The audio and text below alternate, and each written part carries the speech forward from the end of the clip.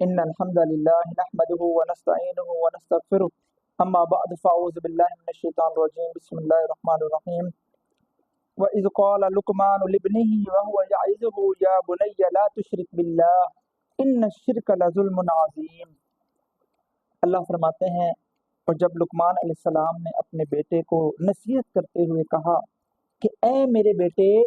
لا تشرک باللہ، اللہ کے ساتھ کسی کو شریک نہ ٹھہرانا، ان الشرک لظلم عظیم، بے شک شرک بہت بڑا ظلم ہے۔ یہ 21واں سپارہ سورۃ لقمان اس کی آیت نمبر 13 ہے۔ اللہ رب العالمین نے حضرت ایک باپ بیٹے کا ذکر کیا ہے۔ باپ اپنے بیٹے کو کتنی خوبصورت نصیحت کر رہا ہے اور کیا کہتا ہے، اے میرے بیٹے، اے میرے جگر کے ٹکڑے،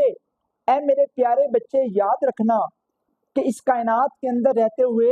اللہ کے حق کو پہچاننا، اللہ کے حق کا انکار مت کرنا، اور اللہ کا حق یہ ہے کہ لا تشرک باللہ، اللہ کے ساتھ کسی کو شریک نہ ٹھہرانا۔ ان الشرک لظلم عظیم، کیوں؟ کیونکہ شرک بہت بڑا ظلم ہے، شرک لظلم عظیم ہے، یہ اتنا بڑا ظلم ہے کہ اس سے بڑا ظلم اس کائنات کے اندر نہیں ہے۔ بتائیے نا ذرا، کیا ایسا شخص جو اللہ کا دیا ہوا رزق استعمال کرتا ہے، جو اللہ کا پیدا ہوا رزق کھاتا ہے، جو اللہ رب العالمین کا دیا ہوا گوشت کھاتا ہے، جو اللہ رب العالمین کے نازل کردہ آسمان سے پانی پیتا ہے، جو اللہ رب العالمین جس نے زمین کے اندر سے پانی کو پیدا کیا ہے، وہ پانی پینے والا یہ انسان، یہ ایک ایک سانس جو انسان لے رہا ہے یہ اللہ کے حکم سے لے رہا ہے، اللہ کی مرضی سے لے رہا ہے۔ یہ جب تک یہ سانس کی لڑی اللہ کے حکم سے چل رہی ہے، جس دن اللہ کا حکم ہوگا یہ سانس کی لڑی ختم ہو جائے گی اور جناب قاضی صاحب اللہ کے حوالے ہو جائیں گے۔ میرے محترم بھائیوں، بات بتائیے کہ جو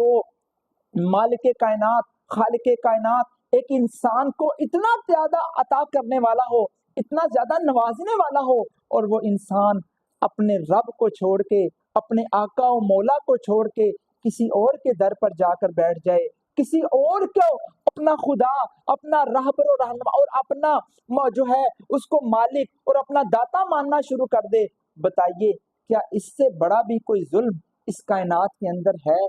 میرے محترم بھائیوں، آئیے خدا کے لیے اس بات کو سمجھیے،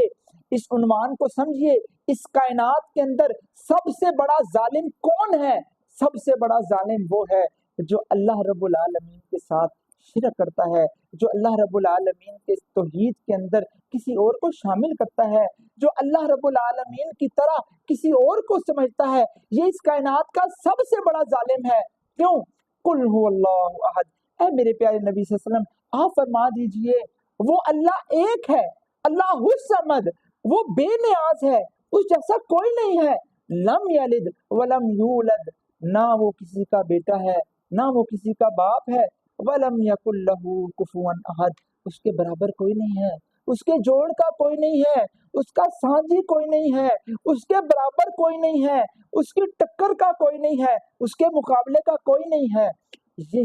یہ ہے وہ اللہ رب العالمین کی توحید۔ جب انسان اللہ کو چھوڑ کے غیروں کو پکارتا ہے، جب انسان اللہ کو چھوڑ کے اوروں کو پکارتا ہے، اوروں کے آگے نظر نیازیں رکھتا ہے، اوروں کے آگے شرکیہ الفاظ کہتا ہے، کبھی کسی کو مدد کے لیے پکارتا ہے، کبھی اللہ کو چھوڑ کے کسی کو مدد کے لیے پکارتا ہے، یہ اس کائنات کا سب سے بڑا ظالم ترین انسان ہے۔ آئیے سورۃ النساء کے اندر، سورۃ النساء کی آیت نمبر 48 میں اللہ رب العالمین ارشاد فرماتے ہیں، ان اللہ لا یغفر ان یشرک بہ ویغفر ما دون ذلک لمن یشاء، اللہ فرماتے ہیں اللہ رب العالمین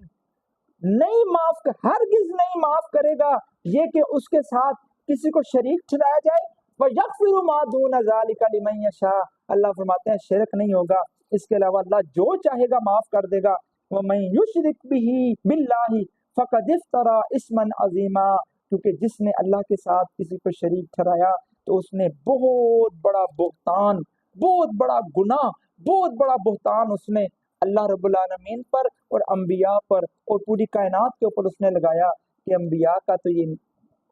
کی تو یہ بات ہی نہیں تھی، انبیاء کی تو یہ دعوت ہی نہیں تھی. انبیاء تو لوگوں کو یہ پیغام دیتے تھے کہ تم اللہ کے بندے بن جاؤ. انشاءاللہ اللہ کے فضل و کرم سے جو ہماری اگلی ویڈیو ہے اس کے اندر یہی بیان کیا جائے گا کہ انبیاء جو دعوت لے کر آئے تھے، اس توحید کے مشن کو لے کر آئے تھے، وہ توحید کیا سکھاتی تھی، وہ توحید ہمیں کس طرف لے کر جاتی تھی. اللہ رب العالمین سے دعا ہے کہ اللہ تعالیٰ ہمیں دین اسلام کو سمجھنے، اس پر صحیح معنوں پر عمل کرنے کی توفیق عطا فرمائے. وآخر دعوانا الحمدللہ رب العالمین.